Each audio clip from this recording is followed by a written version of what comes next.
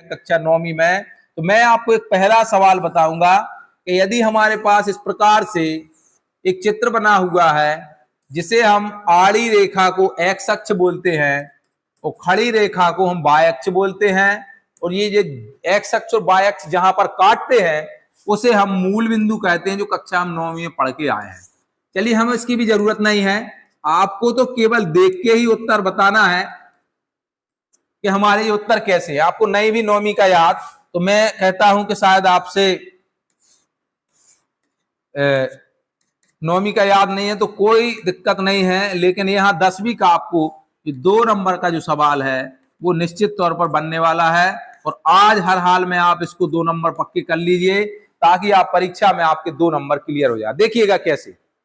ये जो हमारा एक्स अक्ष है, परीक्षा पूछा जाता है इसके शून्यक बताइए। ये लिखा है बहुपद के शून्यक बताइए, अर्थात शून्यक। मैंने आपको रेखिक बहुपद का शून्यक बता दिया था। ये हम किसके बता रहे हैं? द्विघातीय। यहां द्विघातीय नहीं लिखा है, तो मैं आपको पहले द्विघातीय बहुपद का बता दूं। द्विघातीय बहुपद के शून्यक का ज्यामितीय अर्थ, ये किसका मैं बता रहा हूं? द्विघातीय बहुपद का। देखिए, यदि आपका ग्राफ इस प्रकार से चल रहा है, आपका ग्राफ इस प्रकार से चल रहा है, आपका ग्राफ इस प्रकार से चल रहा है, और आपका ग्राफ इस प्रकार से चल रहा है। ध्यान से देखिएगा, ये ग्राफ बना हुआ है। इस ग्राफ में आपको केवल और केवल इस बात का ध्यान रखना है कि एक्स अक्ष जो हमारी आड़ी रेखा है, आपको एक्स अक्ष भी नहीं देखना, आपको देखना आड़ी रेखा, क्योंकि परीक्षा में हमेशा एक्स अक्ष के ही शून्य ज्ञात करने के लिए पूछा जाता है। तो मैं उन प्रबल विद्यार्थियों के लिए बताना चाहता हूं कि आपको यह देखना है ये ग्राफ आड़ी रेखा को कितने जगह काट रहा है, कितने जगह। ध्यान से देखिएगा पहले प्रश्न को, आप बताइएगा पहले प्रश्न को। ये ग्राफ आड़ी रेखा ये बनी हुई है, आड़ी रेखा कहां काट रही है?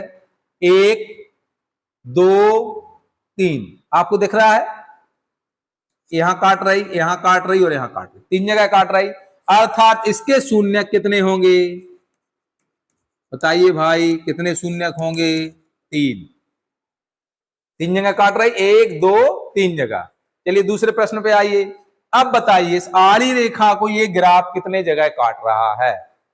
कहीं काट रहा है, छू भी नहीं रहा है, कितने दूर जा रहा है? अर्थात इसके शून्य कितने होंगे? बताइएगा। 0 होंगे, क्योंकि कहीं काट नहीं रहा है।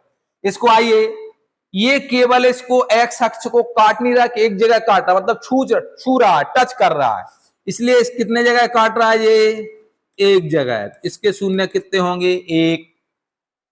यहां आइए, इसको देखिए कितने जगह काट रहा है ये? 1 2। एक्स को बार बार ध्यान से सुनिएगा, वाई अक्ष पे हमें ध्यान नहीं देना है, हमारा जो एक्स अक्ष है उस वो एक्स अक्ष को ग्राफ कितने जगह काट रहा है। तो इसमें शून्य कितने होंगे? 2। इस प्रकार से आपको समझ में आ गया, 2 नंबर पक्के होगा। परीक्षा में 100% ये प्रश्न इस प्रकार से पूछा जाना है, लेकिन गारंटी ये नहीं है कि हमारा यही प्रश्न आए। चित्र इसी प्रकार से आना है, और निश्चित तौर पर आपको ये देखना है कि ये जो हमारा अक्ष है। चलिए मैं एक प्रश्न आपको देता हूं, आपको कमेंट्स बॉक्स में जरूर बताना है कि इसका जो उत्तर होगा वो क्या होगा। मैं आपको एक ग्राफ बता के बता दूं, इसको आपको बताना है कि इसमें कितने शून्यक होंगे। ये हमारा एक्स अक्ष है, ये वाई अक्ष है। ये आपके लिए एक प्रश्न है जिसमें से आपको कमेंट्स बॉक्स में बताना है इसके कितने शून्यक होंगे।